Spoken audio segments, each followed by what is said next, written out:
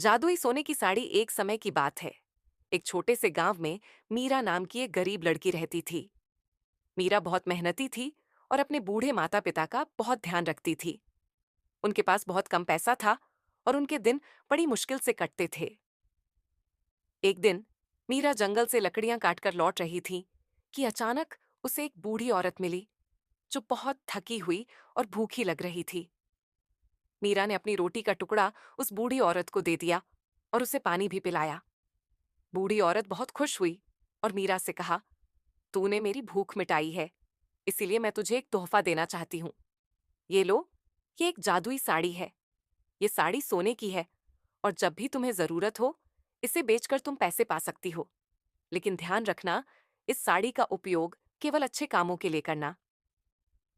मीरा ने उस साड़ी को घर ले जाकर अपने माता पिता को दिखाया।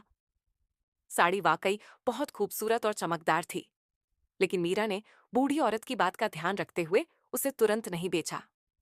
वो हर रोज मेहनत करती रही और अपने परिवार के साथ खुशहाल जीवन बिताने लगी। कुछ समय बाद गांव में एक बड़ा सूखा पड़ा। गांव के लोग भूख और प्यास से परेशान होने लगे। मीरा ने सोचा कि अब साड़ी का सही उपयोग करने का समय आ गया है।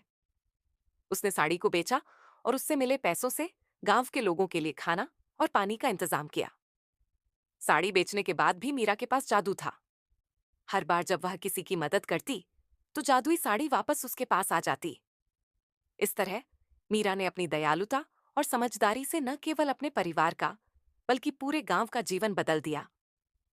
इस तरह मीरा की जादुई साड़ी ने उसे जीवन का सबसे बड़ा सबक सिखाया। सच्ची खुशी और दौलत केवल दूसरों की मदद करने से मिलती है।